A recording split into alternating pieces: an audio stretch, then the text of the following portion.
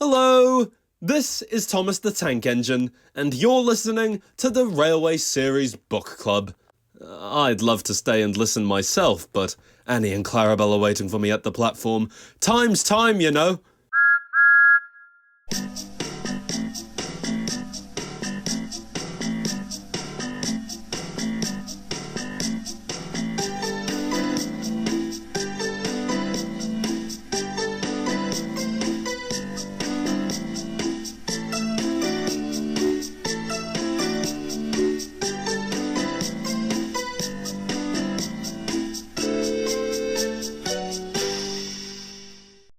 You guys know the Fat Controller has engines? I did not know that. I think that's What? kind of problematic, honestly. We need to go on Twitter and talk about that. Yeah, I feel like Hey. the fact that Hey. the Fat Controller is a vicious, authoritarian dictator who is enslaved all of these innocent trains is something that we need to bring to the attention of everybody on the fucking planet and never shut up about it ever. Yeah. Hey, you know who else is problematic? Who? Who's that? My mom! Oh! Oh my god, we had Mario last episode and now we got Muscle Man? That's right, bitches! Oh! Okay. Muscle Man, you can't say that word. Don't call them bitches, Don't call bro. them bitches, bro. High Five Ghost? High Five Ghost finally got fed up with Muscle Man's misogyny. Don't call them bitches, bro. I got that. That's something that like sounds. what he sounded like, right? Yeah, that's pretty much how he sounds. Okay, Yeah. but Muscle Okay, good. Man's My memory is misogyny serving. sounds like the title of a regular show episode. I have not. Muscle man's misogyny. I watched like maybe a couple episodes of regular show when it was like I've watched on Cartoon Network occasionally back in the day. So like, mid 2010s at my grandmother's house. But I've experienced a lot of that show through the recent like posting of clips from it. Just because somebody was like, "Hey, post a regular show clip that goes crazy," Yeah. and people have basically just posted the entire show in the form of clips, and it's something. Listen, the Straight into the it. clip from the fucking audit episode of Benson talking about how they need help and it just silently panning over to Muscle Man is, I think, one of the funniest Yeah. things I've ever seen in my life. I know someone who can help. If you say your mom, you're fired. My mom! Get out! It was worth it! My favorite version of that clip is where it cuts off, like, right as soon as he pans into frame with that fucking face. Like, you know what's going to happen as soon as it happens, and it just cuts there. It's perfectly the amazing timed. thing about him as a character is he literally only has one joke, and it somehow has gets one funnier joke. every time they tell it. Yeah. He runs it into the ground in the most beautiful way possible. Yeah. Like, it doesn't mean anything by the end of the show. Yeah. And that's what's so I good think- about it. Do we ever actually get to I see remember his mom? there being an entire episode. Uh, I believe so. Yeah, like I there's think an we- episode dedicated Huh. to it. I think we see If I his recall mum correctly. in Terror Tales from the Park, which is basically like the regular show Treehouse of Horrors. Yeah. I don't know what Treehouse of Horrors is, but okay. It's The Simpsons Halloween specials. okay. Where they do like the. yeah, like they have like 4 or 5 short Halloween themed Yeah. stories rather than one big Halloween special. Okay. Mm-hmm. They're very good. They're Yeah, very, very good. they're very good episodes. Anyway, the Railway Yeah, Series. trains. guys. Hey guys, how you doing? Welcome to the Railway Series Book Club, the podcast where allegedly we talk about trains. But in reality, we talk about regular show. I guess. Yeah. I am Jamie, the Queen of Sodor, pronouns she, her, and scale aficionado, collector of various capsule plurals, the hostess with the mostest. What about y'all? I'm Vivian. I'm a ghost. I'm gonna hunt you. Boo. She, her. I'm Andrew. They're them. Into. How's your tea? I got tea. Yeah, I got tea today. It's good. You Yes, got good. tea, you I'm made good. notes, you've really cleaned up your act. Yeah, I cleaned up my act after 30 years of struggling. The Thomas with, Wooden with all Railway these has issues. been bringing smiles to millions of children for No, okay, It fucks me up now that it's been 30 years at this point. Like, I remember when that show came out, watching it when it was new, and it was for over 20 years. It's like, yeah, it's been 20 years, that's not that long. It's been 30 years now. It's okay. It's like I just Jamie, do you know what I'm talking about when I say like the one DVD advert for Wooden Railway where it's just like the Thomas Wooden Railway. Yes, I think so. I might have had a And it's got, DVD with that. like the roundhouse set. like Henry's Yes. there. Yeah, Henry's there, Scarloi's there. It's Yeah. like it's just the least interested white woman possible narrating it. The Thomas Wooden Railway. The Thomas Wooden Railway improves motor skills or whatever the fuck. And it's like, yeah, all right, lady. I do not feel as though my motor skills were improved by Thomas Wooden Railway. I feel as though my mental state was degraded. Yeah, I think that was the lead paint. My mental state was actually improved by it. This was Which, the case. to be fair, I think was also the lead paint. Take from that what you will. Hey kids, go out and lick a Wooden Railway James. Yeah. Or Old Slow Coach. Yeah. Definitely old slow coach. Tons of fun. Anyway, what's the This story is today? Railway Series Book Club endorsed. Oh no. If you'd like to lodge a We are complaint about us encouraging your child to be lead poisoned, first of all, this is not made for kids. Why are you letting them listen this far in? Secondly, join the Discord and tell us what you think about us endorsing lead paint, apparently. Mm-hmm. Anyway. And if you like lead paint, join the Discord and tell us what your favorite lead paint is. Tell us how yummy it is. Yeah, tell us what your favorite flavor of paint is. Anyway. Today, The Fat Controller's Engines, the fourth and final story in book number 12 of the Railway series, The 8 Famous Engines, occasionally known as 8 I Famous feel like- Engines. I feel like the title of the book and the title of the story could be like, you could swap those and you'd really get the same thing across. Yeah. I think it was supposed to be The Fat Controller's Engines at some point. Or wait, no, I might be confusing Yeah, that it with the was. later one. No, sorry, I just swallowed wrong. Oh, no. Fuck. Oh god. Yeah, it was originally supposed to be the Fat Controller's Engines, but that was early on. Oh no. We discussed this during Percy Takes the Okay, Plunge. it's been like a fucking month since we recorded that, so I forgore. Yeah, I brought it up because I read the bit from Tank Engine Man about it. Okay. That tea's really attacking you, huh? Yeah. I'm like that,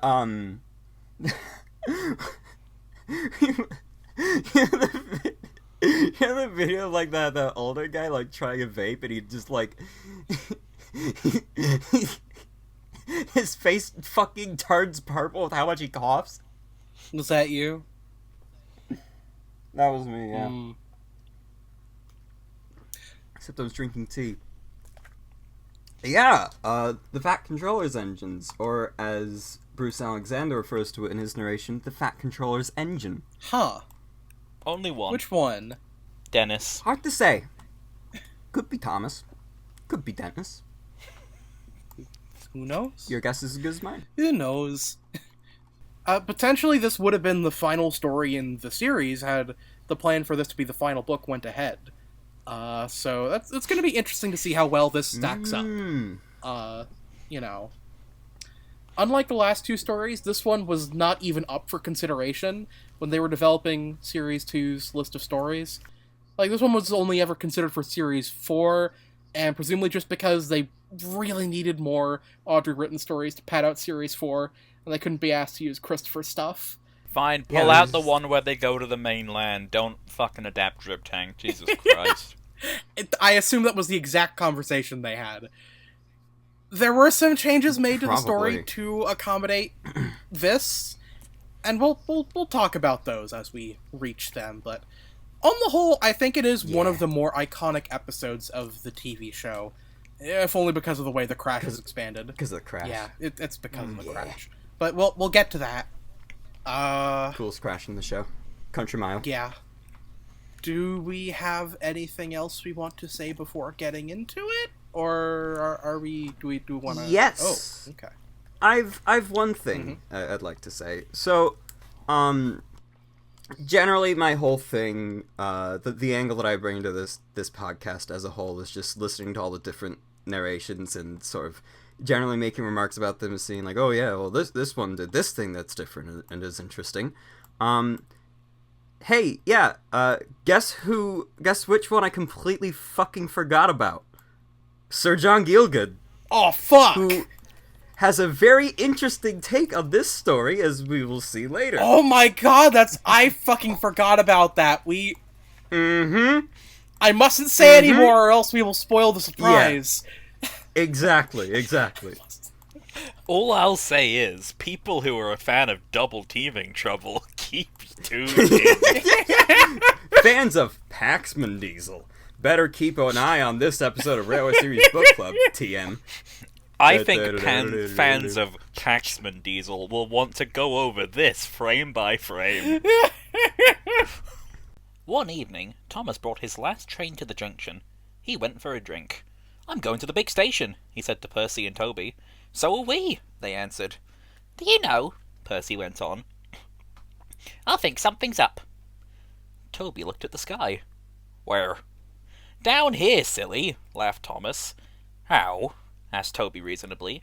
"Can something be up when it's down?" "Look!" said Thomas excitedly. "Look!" Look at Thomas fucking change the subject like that. He goes, "Look!" Great opening, first of all. He doesn't want to be Banger confronted opening. with the truth Toby is spitting. Yeah. I love that he asked reasonably. Yes! Because he's doing a bit. Yeah! He's doing a mildly long form bit, and the fucking special letter completely destroys people's perception of that. Yeah, because he has the fucking frowning face when he does that, and I it's a shame, because I do like the way the conversation is changed slightly there. Like, just the order of who says what is a little bit changed in a way that I think flows a little bit more naturally, but then it gets fucking ruined by them missing the point of Toby's bit here. It's sad. Shame. Shame! Oh wait, that's this story too. That's the story! This is a good one. This is a great one. It's got so many like good bits and quotable shit. It does. I really like when these three hang out. I think it's the first time all three of them are hanging out together on screen. I've said before, but as a kid, I believed these three were the main characters. Entirely fair. I registered that James was in a lot of the toys and a lot of the posters and stuff, but I was thinking, no, Toby lives with them. Yeah. Yeah. And I really like how all three of them bounce off each other here. Yeah. Yeah, it's really, really fun. Yep. I want to write for these three again sometime. I just don't have a whole lot of ideas. Also, Nappa Junction. Yeah, that's what this is. I believe no that... harbor, though. I think the harbor must be, like, under that bridge over there, maybe? I don't remember how that's supposed to be. Well, yeah, but the harbor's under the bridge, but, like, there's no line to it. You don't see the harbor line at all. Maybe it's, like, in the distance too far for us to see it. No, I think Kenny just forgot. That's probably it. Which is sad, but like, It's an alright illustration. It's a pretty anyway. picture anyway. This is a nice one. This is a great one. I would like to point out, I don't know if you guys can see, because I believe you're both reading from Complete Collection. I just have the scans pulled up. Yeah, I just have the scans pulled up too. Okay, so in the illustration, at the very, very edge, coming onto the bridge, you can see a few pillars of smoke, which I think Yeah. are meant to be some characters we will meet in but a moment. I really Yeah. like that. I think that's really good. Yeah. I enjoy that a lot. You know, That's actual gonna- continuity in the art. Yeah. You love to see it. Thanks, Kenny. Thanks, Kenny. Yay! Also, I think this story is very important because it is the first in a new genre of railway series story, really, which is a story that starts off by a couple engines just shooting the shit at Thomas's Junction. Yeah. Bluebells of England is the next installment in this Very genre. exciting. That's a good genre, honestly. It's a great genre. Also, would like to mention, by the way, I did indeed watch the Mr. Perkins narration of this as well today to prepare, and would like to just note that the book that he grabs and opens up is Percy and Harold. That's very funny. Yeah. So I will say, because it's what you called it, I love the title Thomas's Junction Yeah. for this Yeah. station. It's so good. great. You know, it's really the safest thing to call it, what with all the name changes of stations on, like, between here and the end of the main line. The woke mob keeps changing the names of all the stations. Yeah. Next thing you know, they're going to be changing to she, her, quar. They already did Mavis Works there. This is a weird thing, but does anybody else feel weird when, like, non-railway series versions of Thomas have the backlining or go all the way up? Like, What do you mean by that? What Like, I do like- you mean? so you know Thomas's backlining in the show, Yeah. Yeah. and how it doesn't go all the way up to the very top of his bunker, Right, yeah, okay. Yeah. and it doesn't perfectly line up with. I don't believe it perfectly lines up with the lining on his front, on like his sides rather. Mm. And, like, some toys, like, had it go all the way up, and it really fucking bothered me as a kid. Oh yeah, like the Ertl ones. Yeah, the Ursel one specifically comes to mind. But it's like, Yeah. I think the problem with it is that, like, Thomas in the show doesn't really have, like, the actual, like, bunker with the Yeah. rails. Yeah, he doesn't have the proper coal rails. Thomas, his shit is just sort of drilled in. Yeah. Where, like, I think the coal rails kind of really bring the design together. Yeah, Yeah. they And do. it looks a little odd to me sometimes because that's not how I think of him, but also it looks way better. It does, because it makes the backlining make a little bit more sense, because it gives it a more natural end point. Like we can see in this. It just kind of ends when the coal rail starts. Yeah. But then in the TV series, it's kind of nebulous. Yeah. Like, see if I can find a picture of him from the show. Is there? What would I Google to find a picture of Thomas's ass? I mean, you could look for the fucking Thomas just ass shot in look The on the Adventure wiki. Begins. Oh, here you go. I found it. I found one from Trust Thomas. Okay. Well, that's also Alright. a very notable Thomas's ass moment, because that's the last time he showed up with the ass lining. Yeah. Yeah.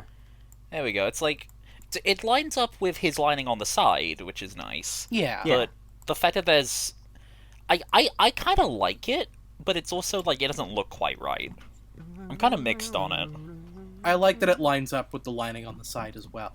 When they added backlining to some of the, like, tender engines in the show, they did not properly line it up with the lining on the sides, and that annoys me a little bit. I understand why to an extent, because on a lot of those tenders, a lot of them hang a bit lower than it's physically able to go on the back, just because the tender body overhangs like that. I'm sure you know what I mean if The you'd be tenders looking are at the tender, but tenders like, in the show are This so is fucking weird. disgusting. yeah, I hate that. I hate it so much. yeah, I dislike that. You know, Like, it looks so fucking bad on characters like James and Gordon. Like, with Thomas, it's like, yeah, that's part of his design. He should have that. Nobody else should have that. I don't think it's an inherently bad idea. I just think that, like, retroactively adding them to the tenders does not work because it's not able to match up correctly with where the lining is on the sides. And I think that would make it look good. But because that's impossible, there's no point in really doing it. I think they should add backlining to Dave. They should absolutely add backlining to Dave. Dave's just got back from his holidays, by the way, at least at the time of this recording. Yeah. Oh, yeah, awesome. Yeah. I hope Dave had a nice time. Me too. We love Dave here at the Railway Series Book Club. He's a cool guy. Yeah. Anybody who is not aware, which I'm sure most people are, but just in the off chance, Dave is, I believe, Midhance Thomas? Yeah, Yes. Midhance. Yeah, when he is not acting as Thomas, his name is Dave. Mm-hmm. Last thing I will say is that my favorite thing really about this particular picture of Dave is the way they've got a strip of definitely very obviously not the same shade of blue Yes. covering the number 1.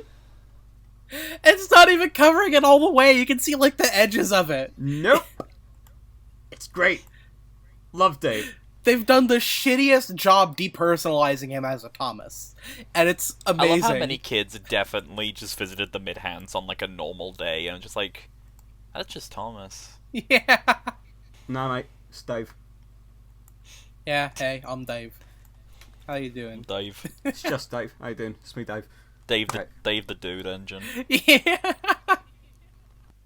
7 engines from the other railway were coming along the line. "Hello, Jinty," whistled Percy. "Hello, Pug." "They're friends of mine," he explained. "I don't know the others." Jinty and Pug whistled cheerfully as they puffed through the station. "What is all this?" asked Thomas. "The Fat Controller's got a plan," answered his driver, "and he's going to tell it to us. Come on." So they followed to the big station at the end of the line where all the engines had gone. The Fat Controller was waiting for them there.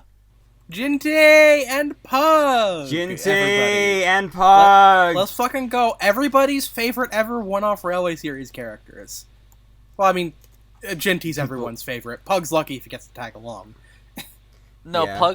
Pug died in that harbor fire or whatever happened in Stealth series. Yeah. He's dead to me.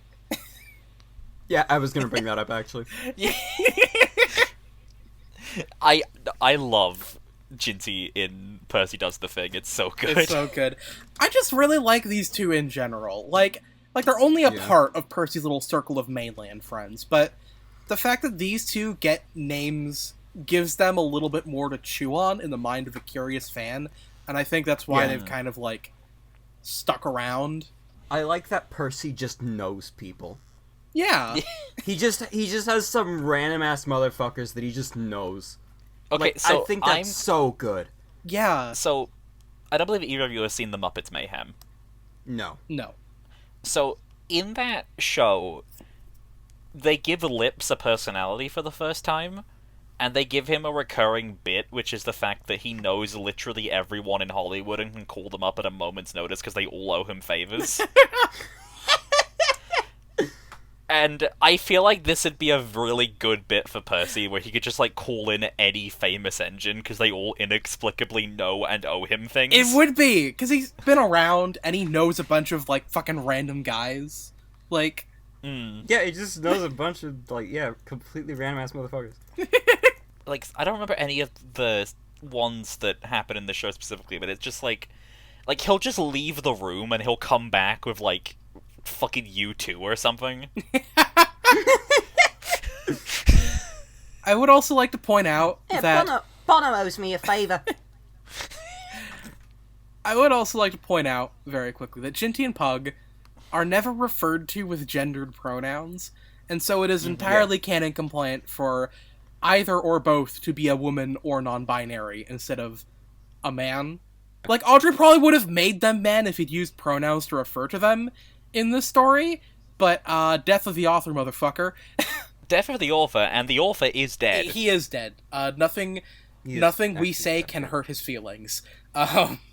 And also, apparently, I learned this like a couple years back, but apparently Jinty is a Scottish nickname for the name Janet, so we need more girl Jinty stat!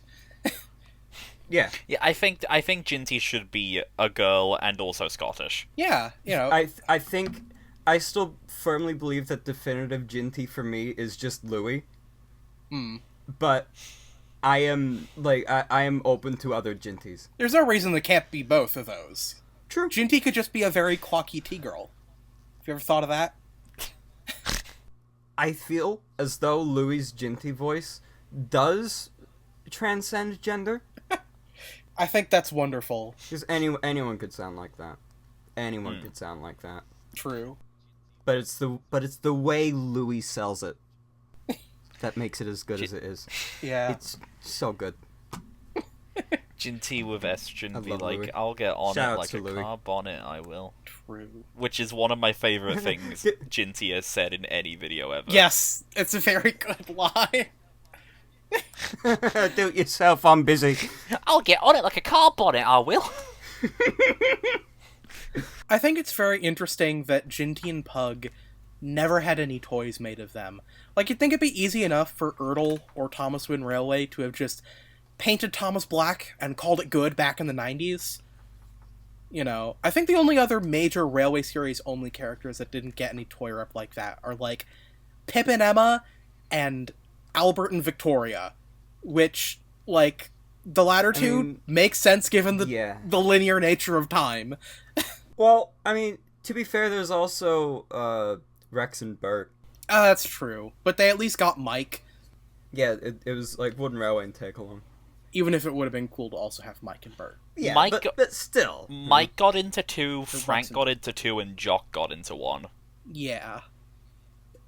So Mike and Frank were meant to be together. I don't believe this is explicitly intended, but I have seen the video which was trying to deduce exactly which Jinty is. Oh, yes.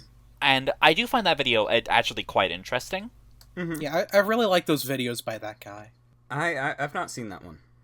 It's essentially going into, like, very minor distinctions between the builds of certain Jintys and where each Jinty of each build batch was allocated. Yeah. And they narrowed it down to be this specific Jinty, who was in the Barrow area and does not have that little indentation in the water tank, is more than likely 47287. Okay. Yeah, so I don't think that this was intended by Wilbert or Kenny. Yeah. Like, I highly doubt they were like, yes, this is canonically 47287. But if you take purely the design distinctions in the drawing and cross-reference that with the Jintys that were in the Barrow area at the time, it's most likely 47287. I think that's really cool. I really like all the detective work he does throughout that series of videos. He also did one on Diesel, which he figured out that Diesel is most likely preserved on the Bluebell. Yeah! Duck is fucking seething right now. Devious Diesel is Stepney's bestie! Oh yeah, no, just got back from visiting Saldor again. Just chilling with my mate Duck. You know Duck. Duck, you say? Yes, I've heard of Duck! Interesting. I believe that they established that Diesel is most likely 13236. Ah. Diesel's like, oh, really, Duck? Well, here's something you don't know about him. And then next time Stephanie goes to Sodor again, he's just like, dude, what the fuck? Duck's fucking with him from across the country. Not like Diesel finding a way to screw over Duck, like without any of them knowing. It's great. Yeah. So, I don't think he's on the Bluebell right now, but he was there for a little bit. I believe he's gone into private contractor work now. Oh, he's still jobbing about then. Devious Diesel is an independent contractor. Hire me by request, and by request only. But, so it's, with Diesel it was like, his ladder design, the path which the wires for his headlights take, the wiring on his back, all that kind of stuff they used to establish that he is most likely, 13236. And I think that's super cool. Yeah. That is really cool. Talking of jobbers, Right? We've just got 7 of them pulling up now. Yeah. 7 engines. Who doesn't get a replacement? Toby, probably. Yeah. I figure they probably just roll Toby and Percy's jobs into one engine. Presumably Pug. Yeah. So, like, what kind of engines do you think are among this crowd? Probably a Black 5. Yeah, definitely a Black 5. Yeah, they had, like, a shitload of, like, Jintys and 4Fs and Black 5s at Barrow. Yeah. Which engines are among us? You think Big City Engine might be part of this crowd? It would be really funny if he was. It would be really funny, because it also means Percy doesn't know Big City Engine. Okay, no, can we just think about this? Can you imagine if, in the background of this story, Big City Engine shows up, which then reminds Gordon of the St. Pancras thing, and he gets so mad he doesn't enjoy this trip even? Like, London already changed once. What if we go back and it changes again? I can't fucking handle this, Henry. Gordon, for God's sake. Get a grip, will you? Get real! Wow. This fucking sucks. All the like exchange engines or whatever get to the sheds, and then Gordon notices Big City Engine, then he's just like, "Oh, this fucking guy, really? That was the best you could get? Come on! Why couldn't you send us Big Bertha? Who the hell is Big Bertha? I don't know. I think I've read it sounds in a cool. newspaper somewhere once. She sounds cool. She's big. And Bertha. I hardly know her. Shut up, James. Then Edward's in the back, like, do I get to speak in this one? No. Anyway, yeah, back to the main focal point of Jobbers, right? Right. The TV episode of this does something very interesting by Yes. having all of them be replaced by characters that hadn't showed up yet by the time this story was originally written. Yes, they're taking Yeah. advantage of the fact that they're adapting it out of order. So Which, Yep. they specify in this exact order: Mavis, Boko, Bill, Ben, Donald, Oliver, and Douglas. which, can I just say, as a kid, made me think that the Fat Controller had recently put a rule in place by the time this episode had come in, where those guys were not allowed to talk to the 8 famous engines. Like, he just walks up to Boko one day, like, "Okay, Boko, new rule, fuck off." Sir, I don't quite understand what you mean. What? Why? Why? And then he just banished all of them to, like, the far side of the island. Just like, yes, now I have my 8 cool trains and all my other stupid trains are over there. Wait, but Choby's still here, though. I think that's how the hit era happened. Yeah. Yeah, probably. He got tired of Duck and he got a new toy and he was really excited by Emily. I think there was a oh god, I'm trying to remember who did it. It was a trains video from back in the day. It might have been Kipper Chris that did it. That sort of reasoned that, like, yeah, the reason you don't see, like, Oliver in current state of the show, because, you know, it's made during hit era times, is that, like, you know, him and Duck and the others are just working on the far side of the island. Duh. Right. I like that explanation, because it implies that while the Tidmouth lot are doing a bunch of silly shenanigans, 8 through 11 and all the other side characters are the ones doing actual fucking work on the railway. Yeah, it's the joke about where Edward was during Magic Railroad. Yeah. Mm-hmm. Okay, I don't know where everybody else went at this hour, but apparently I have to do everyone's jobs at once. So time to pull Annie and Clarabelle and the Express and the Flying Kipper and the mail train all at once. Yippee! And I suppose James is slow goods, too. And Henrietta. Where's Duck when you need him? I think it's very serendipitous that we have exactly 7 engines filling in for 7 engines that were in the book. And that number pretty safely allows them to exclude Devious Diesel, who should not be on Sodor, Daisy, who can't be on screen at the same time as Boko because of the fucking chassis thing, and Class 40 and Stepney, who are the other two standard gauge engines. Can you imagine if Class 40 was in that? Yeah, That'd be fucked. that'd be insane if, like, hello, it's me, Class 40. I am here to help you. Wee! Come to Tidmouth Sheds! He's grown a mustache so that nobody can tell who he is. Yeah! I'm not Class 40. I'm Glass 40. Oh, okay.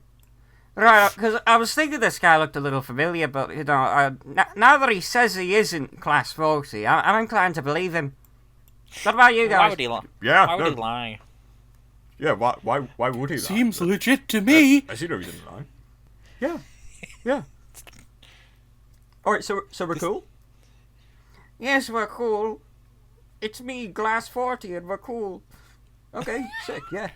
Come on in. Yeah, I know who you are, but yeah, it sounds good. Yeah. Somebody do something with Glass 40, please. It's just Class 40, but he has like a little tiny mustache He's and got maybe a a big monocle. mustache and a monocle, yeah, exactly. Yes. Guy Just fucking Groucho incognito. Marx glasses.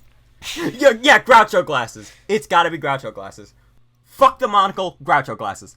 Now, to steer back on course a little bit, there's something I mentioned earlier that is quite important to this page. Yes. And it was that Sir John Gielgud in his narration of this, which I believe was recorded in 1982 for like BBC Breakfast Time or something like that. Yeah, I think that's right. Yeah, he does a very specific ad lib here Yes. at the very end of the page, which is, and I quote, "The fat controller, whose name was Derek, was waiting for them there." Why did he do that? That's just what I was gonna ask. Why the fuck did he? Why did he do that? Why is his name Derek? See, this is the thing. Is like, you say 1980 something? 1982. So Wilbur would have still been alive then. They And probably like, weren't gonna ring up Wilbur just to ask who the Fat Controller's name was. Because Yeah, that wasn't I in feel the fucking I feel episode. Script, rather. I feel like Wilbur probably forcefully involved himself in literally everything regarding Thomas not directly related to the show. Yeah, but this is before the show. This is like just before the show. Do we have anything else for this one? No. Yeah, I think apart from yeah, Sir Derek Topham Hatt is really just I think last major thing I've got there. Yeah. There's just another little note there that says Percy continues to be the best voice Bruce Alexander does, and I stand by that. Yeah, Because he's good Percy. Alexander Percy is very full of whimsy, and that's something I Yeah. enjoy a lot. He's very like, no, they're friends of mine. I love it when Bruce Alexander does that little sing-songy thing in his dialogue. Yeah, it's quite nice. I need to listen to more of Bruce Alexander's narrations. They're pretty good for the most part. There's some things I take exception to, but not in a particularly strong way. Mm-hmm. Oh, actually, no. There is something else I wanted to bring up. Actually, Right. it's that if you look at the very top of the illustration, you can see what looks like some trucks behind a fence. So, I don't know how. Oh yeah. Actually, How did wait, those I get think there? Well, I think it might just be that like the idea that there's sidings for the main line on that side of the station, Okay. just to make shunting easier for them. Like if like say I don't know, fucking James or one of the twins were to like just drop off some trucks there that Percy would then pick up and take to the harbor. Yeah. Which, let's be real, if that is the case, Percy has absolutely almost gotten hit by the express while shunting those sidings. Yes. Yes. More than once. Probably Yeah. daily. Yeah. Yeah. He just keeps All right. forgetting. the fucking schedule for the Express, which, you know, honestly, I think if Gordon was, like, conscious of that, he'd be really upset. It's like, I run this train to time every single day, and you always get stuck in the middle of the always main line. forget it. What? It's like you don't even appreciate what I'm doing for you people. What are you doing for me? It's like you don't even appreciate what I do either. Well, that's because you're a stupid idiot. I'm doing my very important Percy work, and you know what? I think you're the one that's getting in the way of me. Ugh. You are impossible. No, I'm not. I'm Percy. Am I now? Alright. Fucking come by next week, mate. Show me how it is, yeah. Okay. The people of England, he said, read about us in the books, but they do not think that we are real. Shame! Squeaked Percy. The Fat Controller glared. Percy subsided. So, he continued, I am taking my engines to England to show them. Hooray! Hooray! The engines whistled. The Fat Controller held his ears. Silence! He bellowed. We start the day after tomorrow at 8 a.m. Meanwhile, as these engines have kindly come from the other railway to take your place, you will show them your work tomorrow. Percy's little cry of shame is like the best fucking thing ever.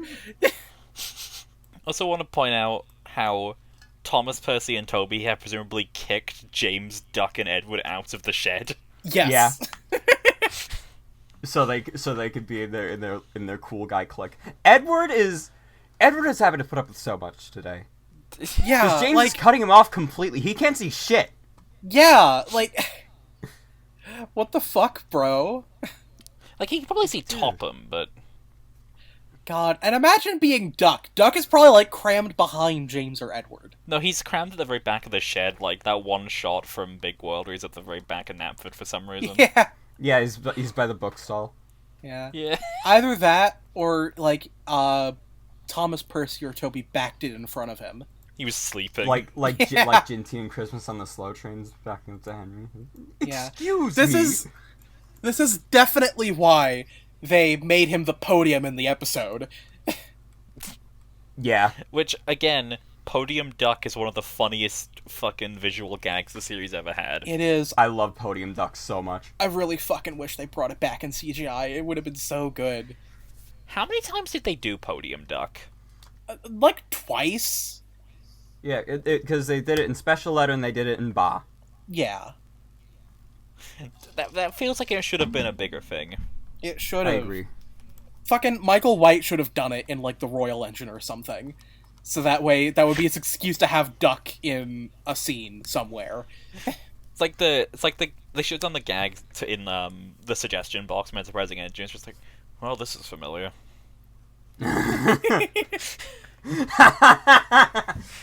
Back to Percy's Cry of Shame real quick. That is probably one of Willie Rushton's best reads in this entire book.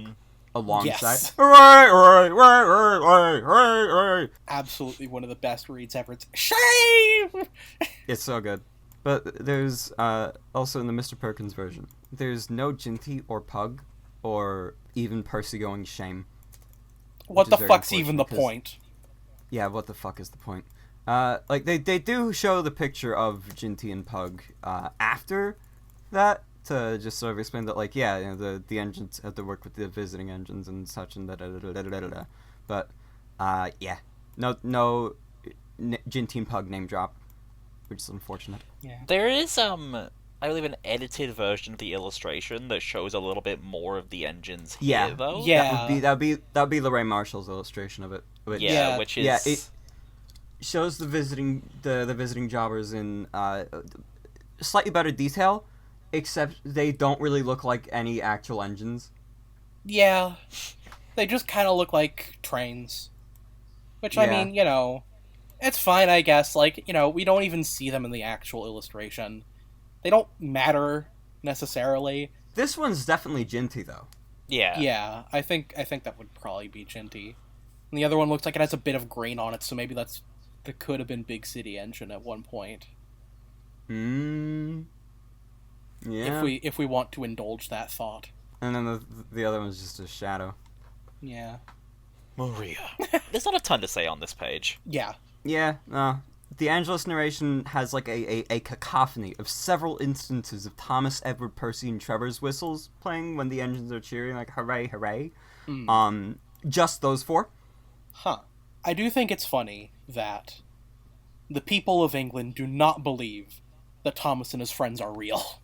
Like, I think we've spoken on this a little bit before, but the sort of unique way in which the events of the stories both exist as things that happened and stories that you could buy is a very interesting angle for a series to take.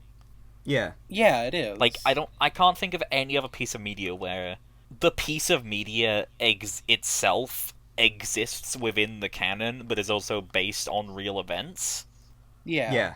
I think maybe the closest you get is, like, sometimes in comic books, there's like, oh, you can buy Superman comics, or something like that. yeah. I don't know. I do know from watching a Sarah Z video that, like, they established that Supernatural exists in Supernatural for some reason. That's really funny. Because they established that there's a guy who keeps having fever dreams that just so happen to line up exactly with everything that's ever happened to the main characters of Supernatural, and they turned it into a show that has the exact same names and plotline as all the things that have happened in Supernatural. That is extremely funny. That is an extreme level of amazing stupid. I love it. Got the same vibes of, like, Gardner Fox has dreams where his brain vibrates on the same wavelength as Earth 2, which means he published comics based on the adventures of the Jay Garrick Flash in Earth 1. And that's what inspired the Flash, Barry Allen, to become the Flash. Huh. Yes. Also, Thomas is I stupid. can't believe I almost just fucking forgot this, but on the topic of, like, why the Fat Controller's engines are going to London, the reason for the road trip does differ in Thomas and the Special Letter, and it has to do with that special letter, because instead of taking them to England to prove that they are real, he's taking them to the big city, because he got a letter from a little girl asking if she could see Thomas in person. And that change was inspired by Britt Allcroft receiving in real life a letter from a little girl who wanted to see Thomas. And apparently that same letter also somewhat inspired Thomas and the Magic Railroad, according to her. Okay, but that's really cute, though. Yeah, It it is really quite nice, because, like, the exact letter is what is read out in the show. Aww. I really like that. How do you feel like that little girl felt when she saw that episode? She probably would have pogged out of her mind. I would do, like, many millions of soy pog all at once. Exactly. I would be the same way. Normally, I can quite concretely figure out a preference in terms of what I like with changes versus like the original versus the show. I really like both, like, inciting things here. Yeah. Because, like, Thomas the Special Letter was one of my favorite episodes as a kid, because it's just a really good episode that has a fucking fantastic crash. Yeah. Yeah. But also, like, I like the story beat here of, like, the engines are so famous now that people want to see them, but they're not sure if they're real or not. Yeah. They're not quite sure if they're real. Meanwhile, here in the book, it's like, okay, these motherfuckers don't think we're real, so here's exactly why we're gonna go see them, just to prove them wrong. It is quintessential example of Sodor spite. Yeah. Yep, Sodor spite. Alright, motherfucker, you say we're not real? Say we're not real? Okay, alright. Yeah, come around London. That way you can know. Fucking, like, Wilbert and Topham spent all night putting posters up around London. It's like, come and see Thomas in person, fuckface. Next day, as Annie and Clarabelle were going to England too, Thomas and Jinty practiced with some other coaches. Thomas was excited. He began boasting about his race with Bertie. I whooshed through the tunnel and stopped an inch from the buffers. Like this. The buffers broke. No one was hurt, but Thomas's front was badly bent. They telephoned the Fat Controller. I'll send up some men, he said. But if they can't mend Thomas in time, we'll have to go to England without him. this is the equivalent of someone at a party going, "Hey, check this out," and then diving down the stairs into a table and completely eating shit on the way Yes. That is absolutely what Thomas did here. Family Guy death pose. down. In fact, it's actually the one guy, the one, like, I think it might have been a Vine, I don't remember, of a guy, like, actually just fucking diving into the table and eating shit. I also think this page is what made people latch onto Jinty specifically out of Jinty and Pug. Yeah, look at Jinty fucking chortling here. Like... And then it plays the Edward Gordon and Henry. Do, do, do, do, do. Weep, weep, weep. I think it's more like a... yeah. Yeah. Sounds like a it's Five close. Nights at Freddy. Or like Illyra's Mr. Krabs impression. It's not even like Mr. Krabs. No, it doesn't. That's why it's so good. In Thomas and the Special Letter, we need to talk about Thomas and the Special Letter on this page, because it's very important. I've been dying to talk First about of Thomas all- and the Special Letter all day. Oliver takes Jinty's spot in Special Letter. And I think Jinty's a lot funnier just because of the laughing at Thomas's misfortune, but I think this is the first time Thomas and Oliver interact. Like, that episode is the first Yeah. time they ever interact. And I think it's cute that Thomas is trying to weird. impress him. Yeah. Yeah, I think it's very fun that Thomas, is like, yeah, so I had a really cool race with Bertie Bust this one time. Yeah, totally ace shit. Get a load of this. And then he just eats shit. While Oliver's just there, like, having been on the run from diesels for years. Oliver doesn't say a word. Yeah, he doesn't say shit. Oliver doesn't say a word because he's having a flashback. He's just thinking about, like, oh yeah, that's cute. Yeah. I remember run being from camped out on that Jesus. branch line for a week behind some bushes just because Lumpy was sending his death squads after me. Yeah. Yeah. You know Boko's brother, the supervillain. I love that Ben is just randomly behind some tankers in that scene. Yeah, he's also he's there chill. for no reason. Oh, something else actually about this scene in the episode is that it's what they use in the fucking what's it, the Bluebird miniature set advert? Yes! We've taken everything you love. Oh, I don't remember that. I Hold fucking on. love that We've clip. taken everything you love. So how about that crash? Crash is one of the best crashes in the entire show. Yes. I agree completely. You know, I meant to say That was a special deep letter cover crash specifically, but yeah. Yeah. Like, the one we see here is fine. You know, it's funny because he just kind of bumps into the buffers and it's like, oh, fuck. He's just like, oh shit. Special letter is a whole other level. Yeah, it's like, okay, it's this crash versus special letters crash is the difference between someone bumping their head and needing to get stitches day of, which actually happened to me, by the way. Oh. And then the difference between that and falling down 2 flights of stairs only to immediately be hit by a car. Poor Uncle Chuck. Get a load of this! I looked it up. Apparently, It's in the notes, actually. you know, I guess I didn't necessarily need to like look it up to remember this because it's a pretty recent development, us getting these concept art sheets. But apparently, this set that they made just for this episode is called Thomas's Ramp. What I find particularly funny about this is the fact that the buffers the line that Thomas is on are like notably further away from the ramp than every other set of buffers. And Yes. he just kept Yeah. going. He just did that. Yeah. Also, something I've always found really interesting in the show is like the very minor background vehicles. Yeah. Yeah. And there's, I don't remember exactly what it's called, but there's like a background recovery Yeah, wagon. Jay Dyson. yeah. That always was interesting to me because I was like, who are Jay Dyson? I like how Hat V. Rowling has Jonathan Dyson's daughter, Liz. I fucking Who is, love like- I fucking love Liz Dyson. And then Liz Dyson's they're great. the heavy recovery unit Yeah. now because it's Butch. His butch. Yeah. I also love that the recovery fucking flatbed thing that Lori brings in is just the breakdown train. Wait, Oh my god, it is! is it? It Yeah. is! Wait, oh my god, it is! They just took the breakdown train off of the train. They took the crane off the fucking, like, flatbed. Isn't it so funny? Oh my god. Oh, that's incredible. Also, I'd like to point out how Bertie is in the Thomas's ramp concept art. Yes. It could be Birdie. It could also not be Birdie. It could be one of the fake birdies. I feel like it's probably Yeah. meant to be Bertie. I feel like they probably planned to have him cameo there. Probably.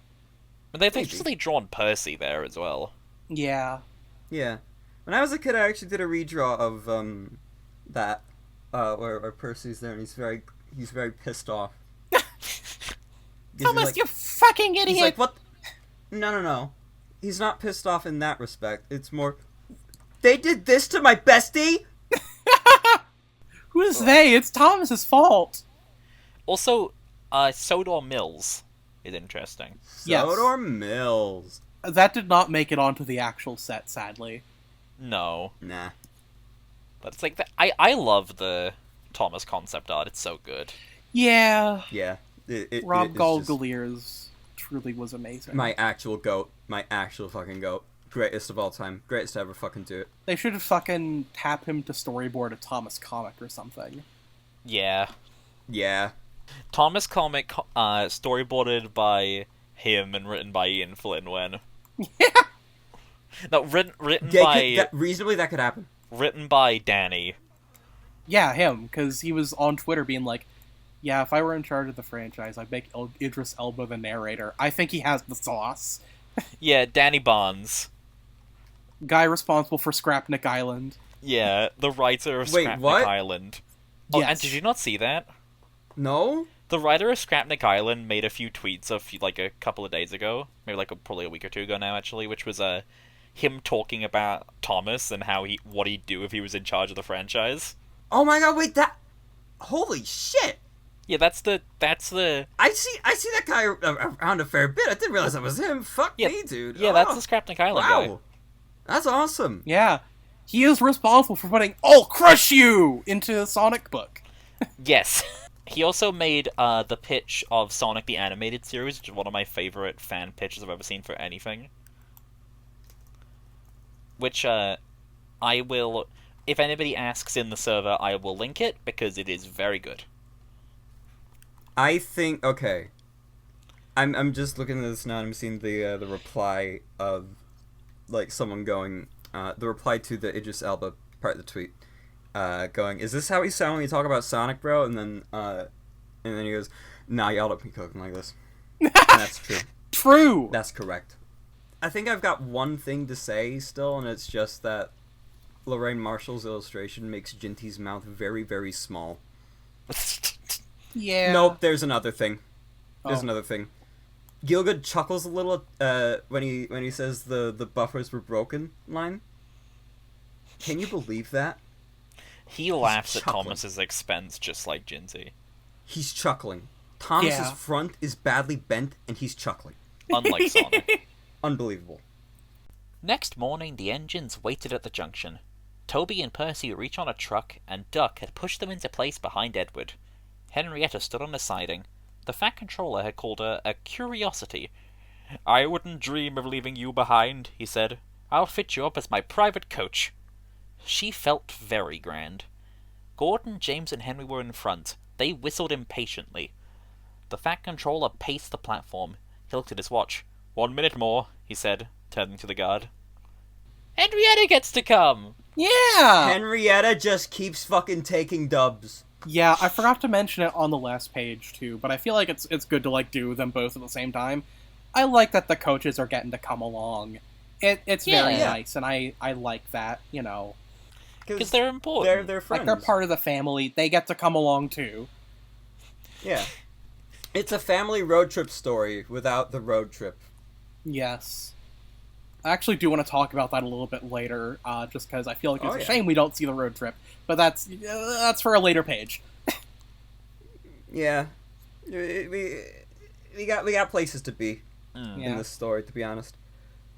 As a kid, I always found it kind of odd that they put Percy and Toby on flatbeds for the trip instead of just letting them puff alongside.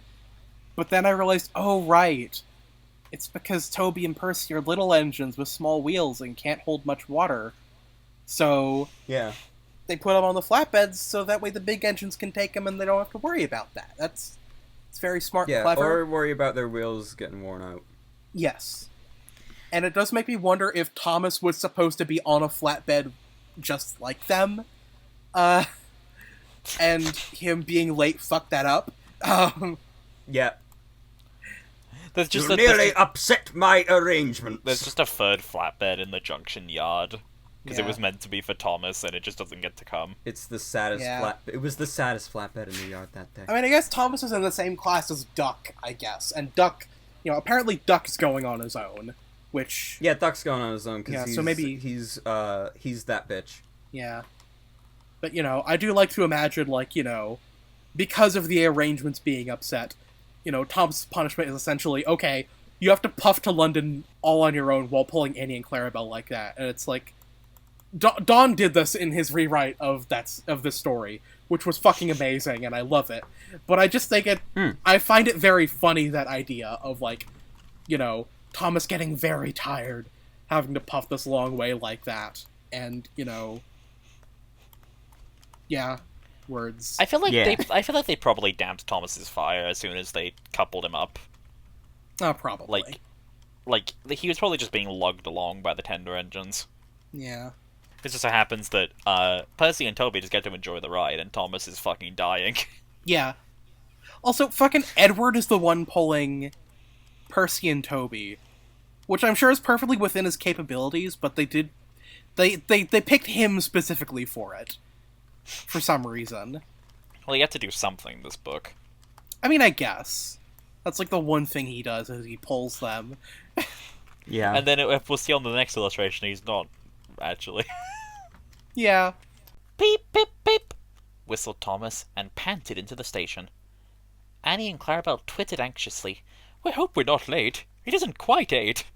Thomas, the Fat Controller said sternly, I am most displeased with you. You nearly upset my arrangements. Thomas, abashed, arranged himself in the coaches behind Duck without saying a word. The Fat Controller climbed into Henrietta. The guard blew his whistle and waved his flag. The engines whistled. Look out, England! Here we come! And the cavalcade puffed off.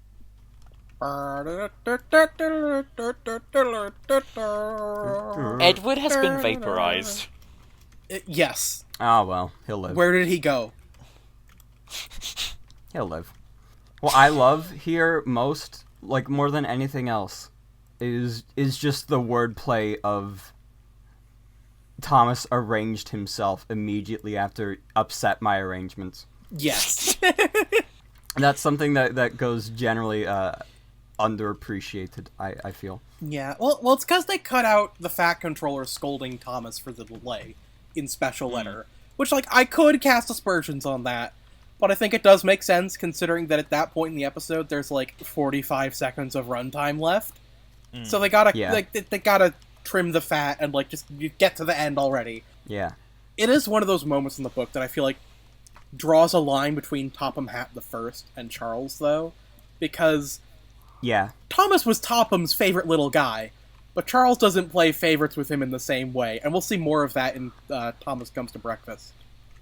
Yeah. I mean, I am a big fan of the things Joby says, which is just that Topham would have disinherited Charles and made Thomas his legal firstborn if he could. Yes! That, exactly! You are easily my favorite of these engines. Therefore, you shall be succeeding me as the controller of the railway, and not my son, my stupid fucking son, who I do not care for.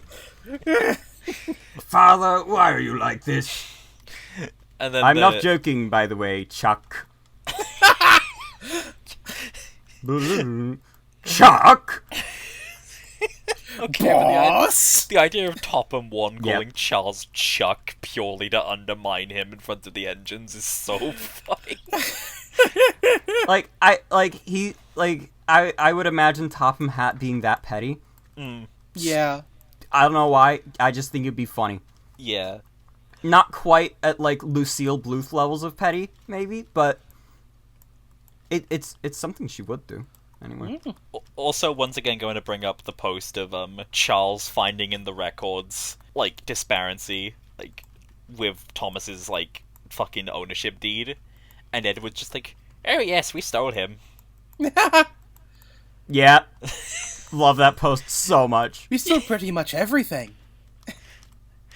Are you telling yeah, I mean, me that my railway has a multi-decade-long marketing campaign focused around the most famous tank engine in the world, and we stole him? Yes, Oh yes, of course. but I doubt anyone could prove it. And then just the one of like them trying to figure out where the fuck they got Edward from and when. It's like, don't play coy with me. Which one is true? Neither. Am I going to want to drink for this? Sir, I'm a locomotive. I hardly know what drives humans to drink. But yes. But yes. Yeah. I hardly know what drives people to drink. But yes. The way Joby writes Edward is so like Delightful.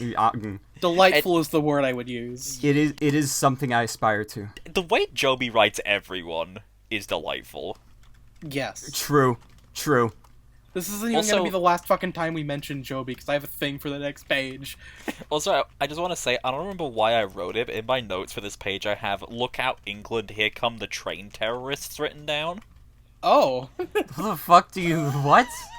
I don't remember what I meant by that. What was she cooking? We'll never know. We'll never know. The engines stood side by side in a big, airy shed. Hundreds of people came to see them and climbed in and out of their cabs every day. They liked it at first, but presently felt very bored and were glad when it was time to go home. The people along their line put the flags out and cheered them home. "We are glad to see you," they said. "Those others did their best, but they don't know our ways. Nothing anywhere can compare with our Fat Controller's engines." I enjoy that the big airy shed has its own wiki page. It does? It does! It has its own page, and it's separated in continuity for each version. Although, I should say, I have one complaint, which is that they still call it the big airy shed in the TV series version, but they actually call it a splendid shed. Should fucking fix that. Yeah. Ross, Yeah, do come on. better. Yeah. Yeah, do better, come on. Ross. Get on it, bud. Ross, Get on it, bud. this is personally your fault. Yes. Oh god.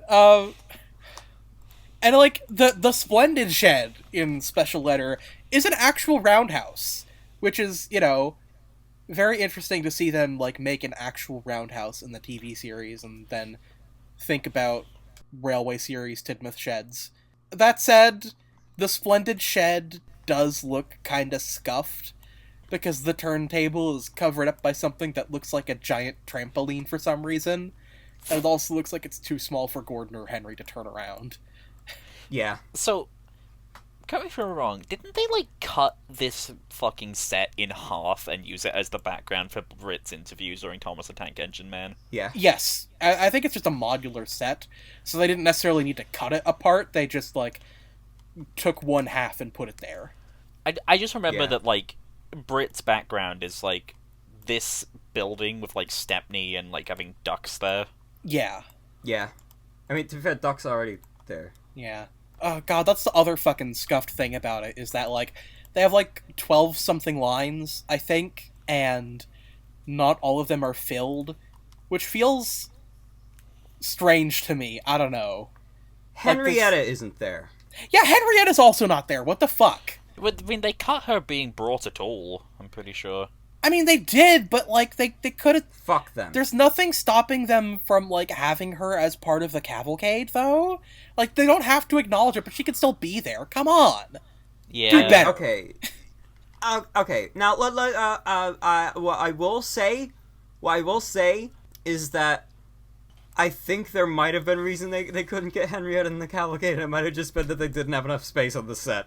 That's fair, I guess. They did have a lot of shit going on. Talking about differences between Special Letter and Fat Controller's engines. In Special Letter, the story basically just ends at the point where they talk about people climbing in and out of their cabs every day. Like, they change the dialogue and, like, add a bit of an ending to reminisce on the titular Special Letter. Which, makes sense. It's nice. Like I said earlier, they were running out of time. But I am sad that we lost the parts where they're really bored from sitting around for a whole week. And also how happy the people on Sodor are when their special friends, the trains, come home. Like, those are really good parts of the story, I think. It's one of my favorite parts of the original story, is the fact that the people are like, hell yeah, fucking Toby! Yeah, yeah, Toby's back! Oh, it'll be a... It's like fucking Mickey Flanagan stand-up. Oh, Toby's stand-up, it'll be a blinder this week. Yeah. Like, in the context of this being the final story, potentially, when it was being developed, it adds a bit of sentimentality to the story, because it's like, wow, yeah, to the people on Sodor, these engines really are irreplaceable and special, huh? Yeah. They're friends. Yeah. And also, because, once again, I desperately need to name drop favorite of the show, Joby Mean Scarlet Deceivers from Tumblr's headcanon, that the engines went insane and had a bunch of family road trip arguments throughout this whole experience. And by the time they got home, they were, like, even closer friends than ever. And I think that's extremely good, and I love it. I can't find the post right now, because that's really good. I haven't been able to find the post in a while, but, like, I should find it, because it's there's a lot of very specific things. Like, I think one of the things is, like, the engines themselves, in their stupor of boredom, get into a debate about the two Henrys. and I just think that's hilarious. There's only one of me, for God's sake. Yeah, but think about it. How much of the original you is left after the rebuild? I mean, you're pretty different now. Okay, but I'm still me, though. Oh, I know about this. Driver told me about this once. It's the ship of Thesaurus. Why is there a ship with dinosaurs on it? Why is that? I don't understand. It's very simple, actually, Toby. It's the reason the dinosaurs went away. Because when the Earth flooded, the dinosaurs were all on this one ship. They were all on the ship of Thesaurus, and then it got washed away, and they all went away. So what does this have to do with my rebuild? I don't remember. You got rebuilt?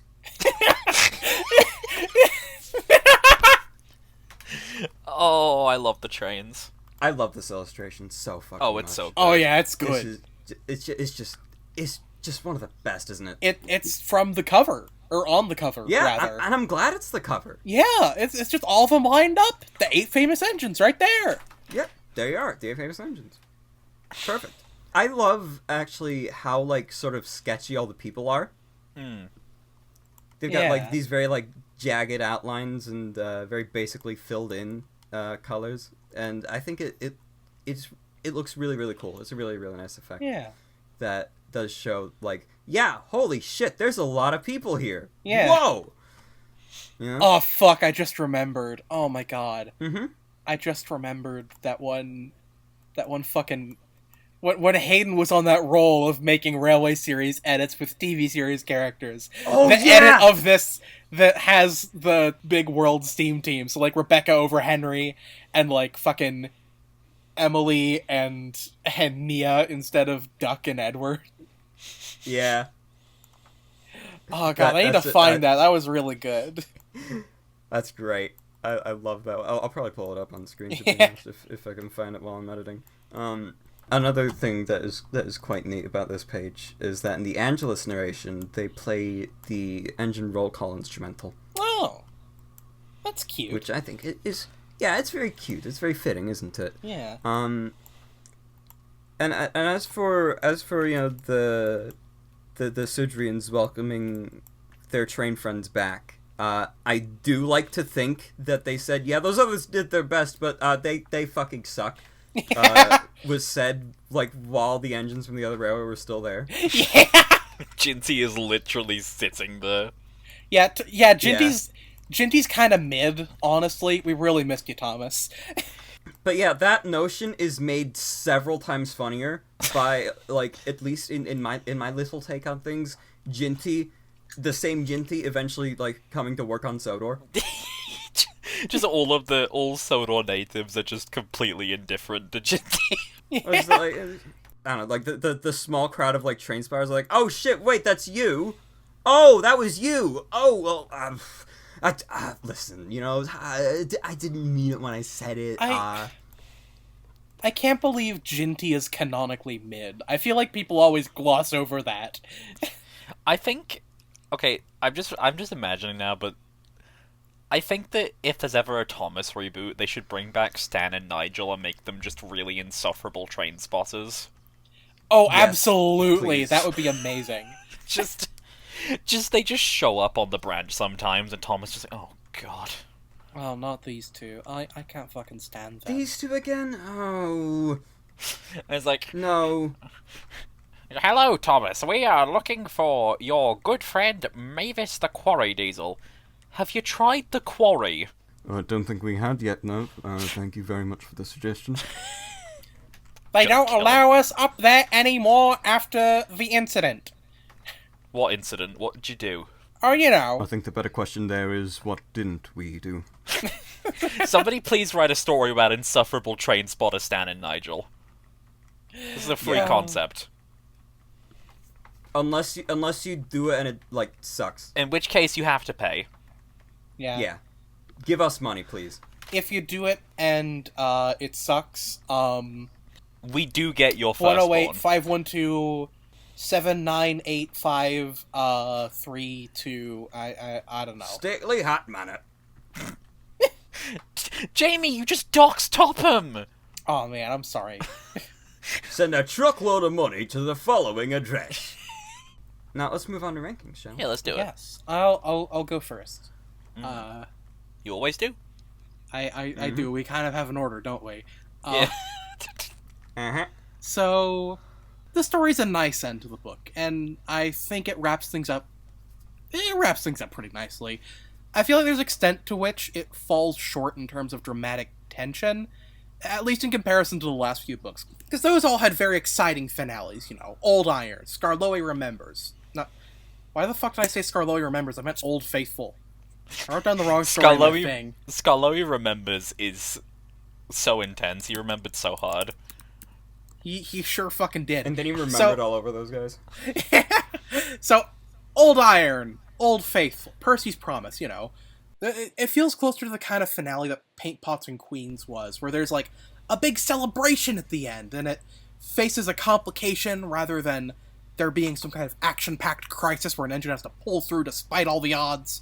And it's not bad per se. But I do think the action finales tend to hold up better than the celebration finales. At least out of what we've seen so far. That said, I do think this does a much better job as a celebration finale than Paint Pots and Queens. Yeah. You know, it's iconic, mostly because of Special Letter and its punched up version of the Crash. But it's also just, like, really good. I think I'd give it a duck. I feel like I cannot give this anything less than Douglas, because it has been one of my favorite stories since I was a kid. It is, like, Thomas's Special Letter was one of my favorite episodes, and this is one of my favorite of the Limited Railway series stories I had access to. Like, I love the art, I love all of the characterization, the crash in the show is great, I just have a really good time with this one. I feel like if this was the end, you know, like it was originally intended to be, if this had been the final story, and we didn't know anything of characters like Duncan or the twins, or like Bill and Ben or Oliver, I feel like we'd all be pretty satisfied with it. Yeah. And I think that that's really I think that that's a very high compliment, because it's like, it's just that good. Yeah. Yeah. It doesn't really leave anything hanging. Yeah. It's essentially just a statement of, these trains are cool as fuck, and they will continue to be cool as fuck. Yeah. Mm-hmm. And also Edward. Yeah. Well, to be fair, Edward Edward already proved the coolest fuck bit with Old Iron. Yeah, right? he had his action story. I feel like, I was gonna say, oh well, he had the most recent solo book, so I guess it makes sense he didn't get one. But fucking Percy's Promise But Percy's Promise was immediately followed up by Percy Takes the Plunge. So I think Wilbur just liked Percy too much. I think he did. I think he really liked Percy. The secret fifth story of Percy the Small Engine. Yes.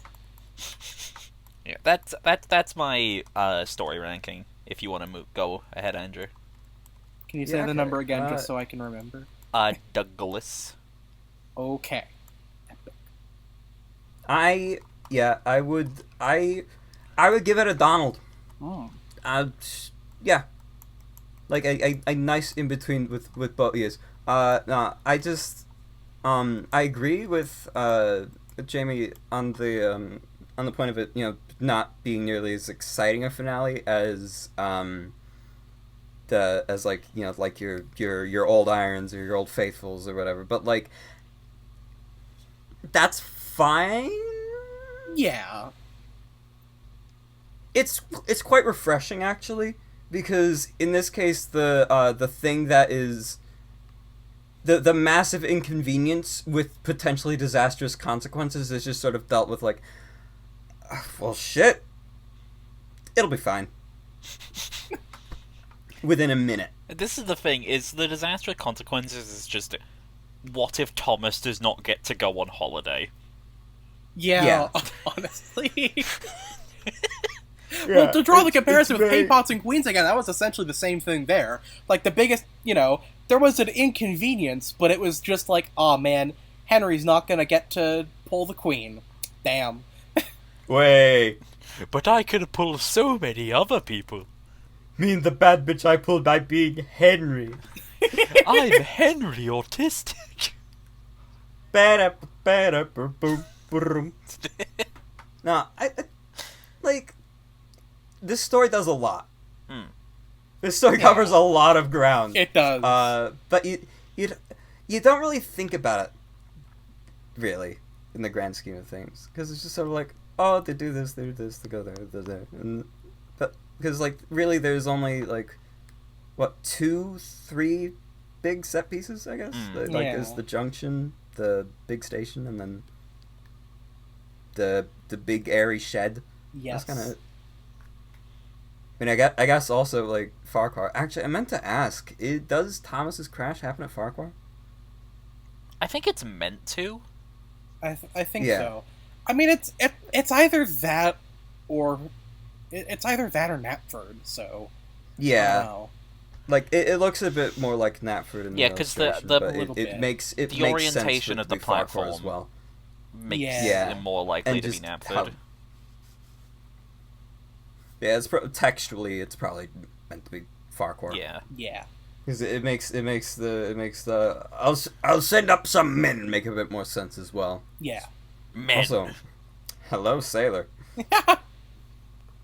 Of course, importantly, this book also does give us Jinty, which, Yeah. important. All right. Well, the average is out to a Donald among the three of us. So now it's time to rate the book. I think that The 8 Famous Engines is a very well-formed book, if that makes sense. Like, all the stories within it are fun and memorable individually, but as a complete set, I think they all converge upon the finale in a very satisfying way. Like, Percy's friendship with the other railway engines establishes that our real world is just beyond the end of their main line. And Gordon goes out there and causes a stir, and then even Toby's issues and Doubleheader contribute to the final story's contents by establishing that engines like him will need to go by flatbed rather than by themselves. And then the finale itself is very nice, especially when the people of Soda reiterate how special these 8 famous engines are to them. Yeah. Special. just in general, it's a very good book, and I think, like you said earlier, if the series had ended here, it'd be a perfectly fine ending. I think it would have been a shame if it stopped here, because Audrey's prose is already very good, but it's still evolving, and his best material is yet to come. But everything that comes after that point is a very definitive paradigm shift. So, both from, like, a metatextual standpoint, looking at it with hindsight, and from a textual standpoint, looking at it when it was published, I think it's a pretty good finale for, at the very least, this section of the series. The arc. Yeah. Yeah, like, this is the end of the innocent era, as I like to call it. So... After this is when Percy learned to say fuck. Yes. This ain't your mama's railway series. I have a hard time giving this an actual definitive number, though. Because on the one hand, I could easily give it a Donald, but since I have foresight into what we're going to be covering in the next, half of the Railway series, I know that there are even higher highs to come, so I don't know if I could really give this a Douglas just because I know there's so many bigger and better things to come. So I think I just give it a duck, but it's a high duck, Like, Wait. It's very good. And I think deserves all the praise it gets. Mm-hmm. So, I didn't make a secret that I kind of struggled about things to say for two of the stories in this book. Which, it's not to say I didn't like them, because I did like Gordon Goes Foreign, and I did like Doubleheader. They're both fun stories. But when it comes to, like, really getting into the nitty-gritty of it, I only really had interesting discussion topics with Percy Takes the Plunge and the Factrolls engines. And I feel like that kind of knocks it down a little bit. But it's like, I love this book from, like, a overarching standpoint. I love the kind of, the theme of, like, looking beyond the places that you're used to in every story.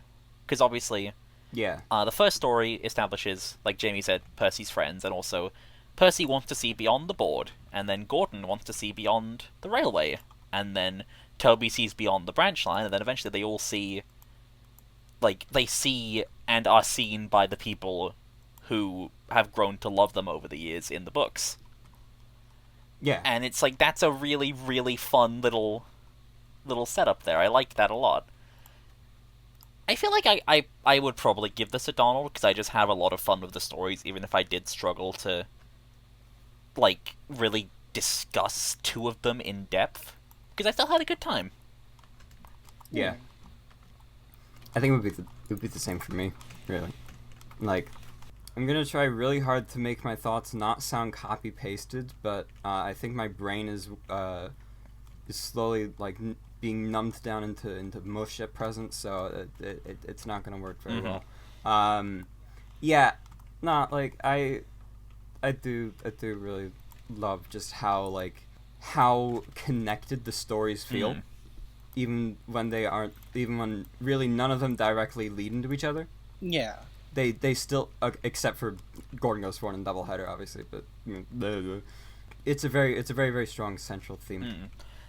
Also, actually, if I may add something, I like the fact that this is a very ensemble book. Yeah. Like, there have been books without main characters before, like, obviously, For Little Engines and, like, Troublesome Engines and stuff, but this feels like the first book where it's like, okay, here's, like, this whole group of characters, and let's see a lot from each of them. And also Edward is there. Yeah. I'm not getting over this. I think it's so funny that they all talk except for Edward. It is! It's so fucking funny! It's just really fun that he's like, okay, let's try to work in everybody we can here. I'm just a little sad that, that Bertie didn't get anything, really. He got a mention, but that was kind of... Bertie got a mention, that's true. The Little Engines got a cameo with from Beatrice, and Harold Airfield shows up. So, In a way, there is... No Terrence, though. Yeah, there is allusion to everybody except Terrence, so I can only assume that Wilbert had beef with Terrence. Also Trevor. Hmm. Yeah, Trevor. I too. forgot Trevor, I'll be real. It's like, I like Trevor, I just forgot about him for a moment. Trevor Chad's seething. I'm sorry, You Trevor. had to bury him in the back of your mind because you're not over BDSM, Trevor. Oh